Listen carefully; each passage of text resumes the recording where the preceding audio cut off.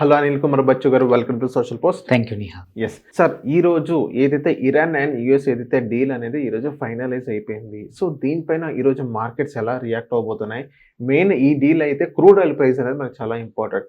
ఇండియాలో petrol and diesel rate అనేది తగ్గబోతున్నాయా లేదా సార్? తగ్గితే ఎప్పుడు తగ్గుతున్నాయి?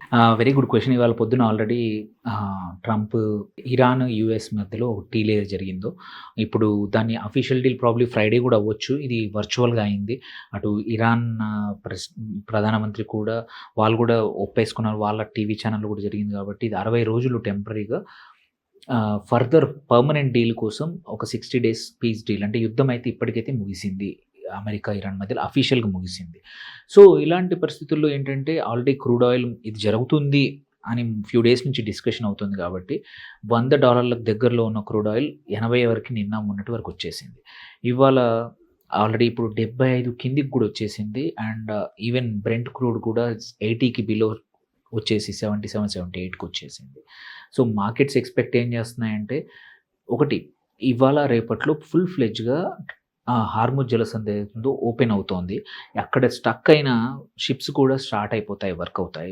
అంటే క్రూడ్ ఆయిలే కానివ్వండి, గ్యాసే అనుకోని వేరే షిప్మెంట్స్ అన్నీ కూడా ఓపెన్ అవుతాయి. ప్రాబ్లీ ఒక 2 to 3 days పట్టొచ్చు. ఎందుకంటే ఇరాన్ కొన్ని సముద్రంలో మైన్స్ పెట్టింది. అవి క్లియర్ ఆఫ్ చేయడానికి ఒక 2 రోజులు 3 రోజులు, అంటే ఫ్రైడే నుంచి మోర్ ఆర్ లెస్ నార్మలైజ్ అవ్వచ్చు ట్రాఫిక్ అని ఈ అగ్రిమెంట్ ప్రకారం ఉంది. ఎటువంటి ఇబ్బందులు ఎవరికి కలగకూడదు. అండ్ ఇరాన్ కూడా ఫ్రీ టు సెల్, వాళ్ళకి కావాల్సిన అమ్మడానికి అవకాశం ఇస్తున్నారు. సో ఆ లెక్కను చూస్తే మొత్తం నెక్స్ట్ వీక్ ఈ టయానికి ప్రాబబ్లీ నార్మలైజ్ ట్రాఫిక్ అవుతుంది. అప్పుడు క్రూడ్ ఆయిల్ ఇప్పుడు 74 సంథింగ్ నడుస్తూ ఉంది WTI క్రూడ్.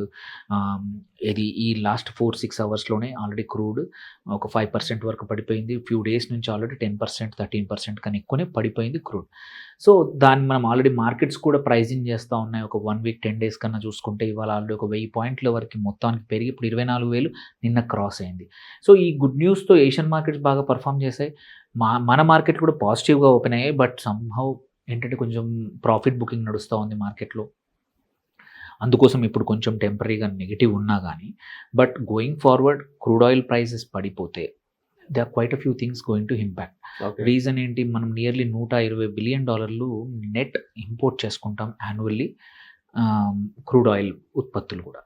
వీటిలో ప్రైస్ పెరగడం వల్ల మనకు అనవసరంగా మన సిఈడి కానీ అన్నీ పెరిగి, అంటే డెఫిసిట్ పెరిగిపోయింది. డెఫిసిట్ పెరిగి ప్రభుత్వానికి ఖర్చు ఎక్కడ పెట్టాలో తెలియదు. ఎందుకంటే ఫిజికల్ డెఫిసిట్ పెరిగితే కొంచెం జాగ్రత్తగా ఉండాలి. Current account deficit indirectly effects physical deficit. అట్లాగే ఇన్ఫ్లేషన్ పెరిగింది. సో అవన్నీ కూడా క్రూడ్ ఆయిల్ కొంచెం తగ్గితే అవన్నీ కంట్రోల్లోకి వస్తాయి. ఇవన్నీ కంట్రోల్లోకి వస్తే మోస్ట్ ఇంపార్టెంట్లీ ఆర్బీఐ నెక్స్ట్ సైకిల్లో, మొన్న సైకిల్ అయిపోయింది, బట్ నెక్స్ట్ సైకిల్లో ఇంట్రెస్ట్ రేట్స్ మళ్ళీ తగ్గించే అవకాశాలు ఉన్నాయి. ఇంట్రెస్ట్ రేట్స్ తగ్గిస్తే ఎకానమీ బూస్ట్ అవుతుంది, ఫాస్ట్ అవుతుంది, అండ్ అంత బాగుంటుంది. And thereby even petrol diesel రేట్లు కూడా తగ్గచ్చు. Okay okay okay so thank you sir, మా సోషల్ పోస్ట్ వచ్చినందుకు. థ్యాంక్ యూ అండి. Thank you.